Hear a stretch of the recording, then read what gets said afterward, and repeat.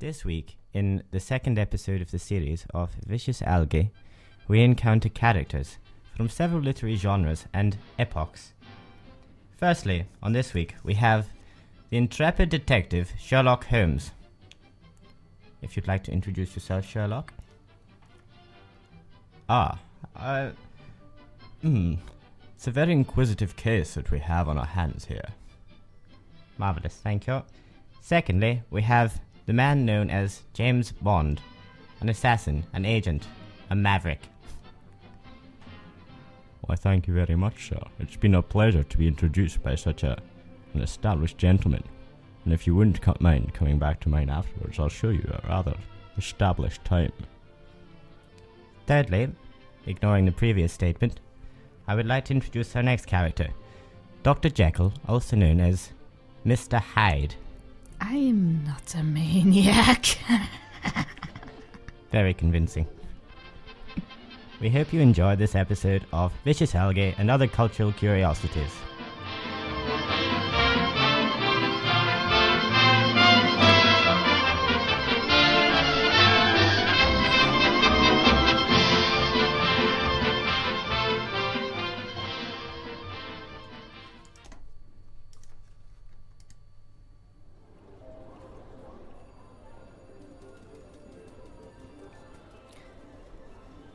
Mr. Holmes? Yes? You must be the detective. Hush, sir. dear fellow. The matters of which we speak are of the greatest delicacy, and must be treated as such. Of course. I beg your pardon. Please, sit down. Now, while we are waiting for one more to join our party, let me explain to you the reason for our meeting. As you well know, Dr. Jekyll, there have been a series of gruesome murders in our little London, and it would appear to me that we are dealing with some sort of sociopath. You don't mean to say you think it could be me, do you? What? Don't be overzealous, good sir. The reason for my calling is...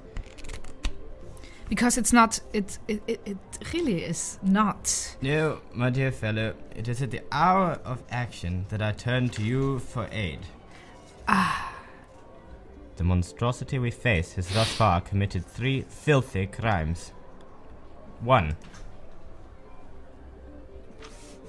Caved in the skull of a cab driver with a kettle.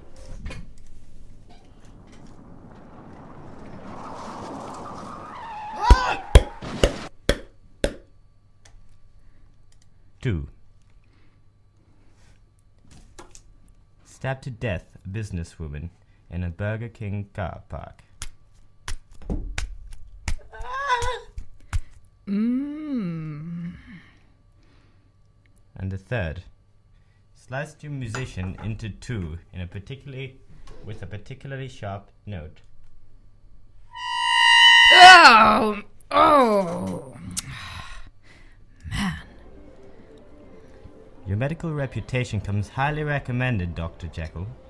I was hoping that you'd be able to give me an insight into the mind of a ghoul as that I fear we face. Well, I could try, I suppose. However, maybe I could take you outside and down the alleyway to provide you with a more hands-on demonstration. A splendid idea. But wait, no, that simply will not do. We must wait for my companion to return to us. Oh, who is this companion of yours, anyhow? Well, I'm glad you should ask. At present, I am missing my faithful accomplice, Watson. He is otherwise indisposed, and so I have obtained the services of another rather refined brute to help us solve our perilous predicament. And what purpose will he serve in our Inquisition? Purpose? Why? He's an assassin, good sir.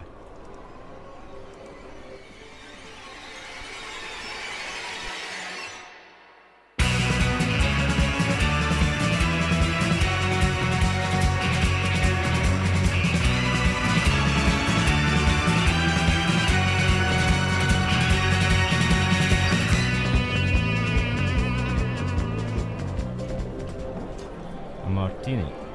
one in a deep champagne goblet.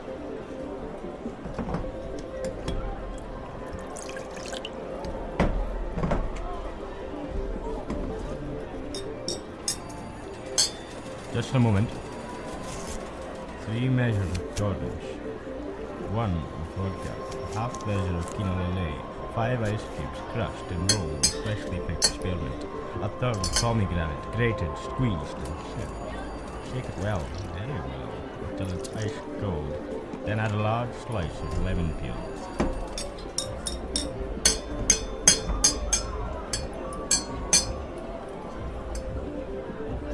Got it?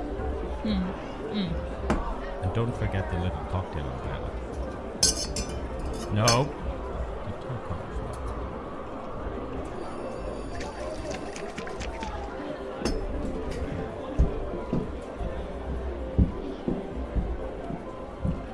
Ah, James, just the fellow. A pleasure to meet you, Mr. Holmes. Sherlock. Oh, fuck, I've done it again. I knew I'd do it as well. I practiced it over at the bar a couple of times just to be sure, but no. I say, you are a big gentleman, are you not? Mr. Jekyll was just about to take us outside to explain to us the mind of the sociopath we're after. No. I think with 2 of you it will be too loud. And bloody, eh? I mean, bloody complicated to accurately demonstrate. Ah, then perhaps a game of cards while you talk us through it, Doctor.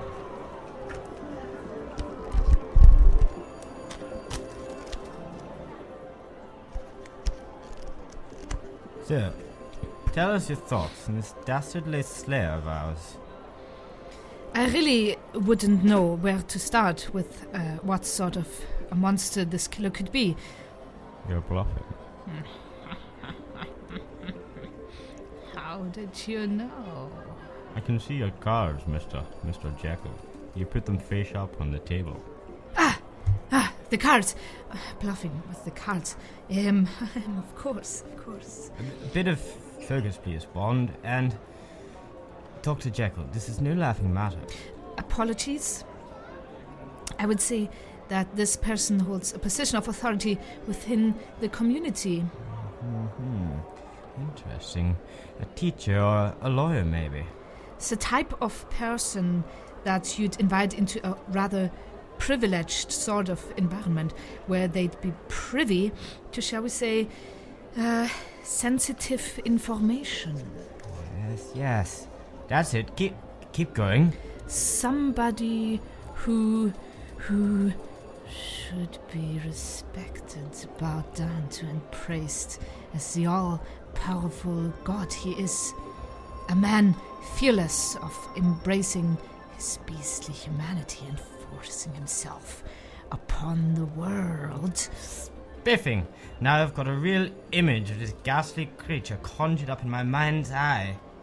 An evil demon whose blood boils hotter than the sun's singing fire. A feral butcher ready to wreak havoc on the lowly society in which he lives. A gnarled soul embraced by a lust.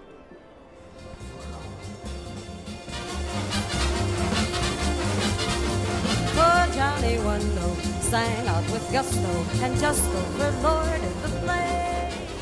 That sucks the life out of purity, vicious algae that infects, inhabits, and then feasts from the core of its prey. Horrendous.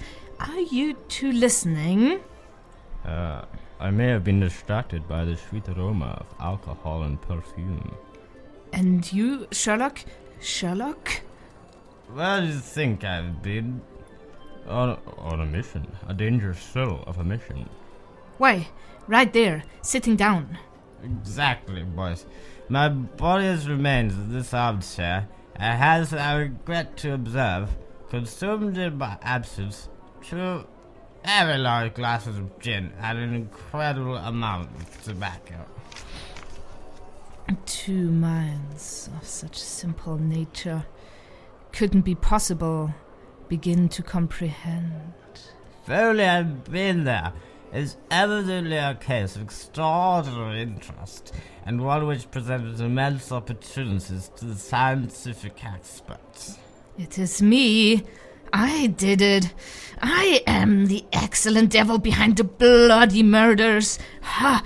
What do you make of that, oh great detective? It's splendid. Really unique from some points of view. Tell you what, when you pass Bradley's, would you ask him to send up a pound of the strongest shag tobacco? Thank you. Feckless! Absolutely lost on you. And you, ape man? What's going on in your little mind?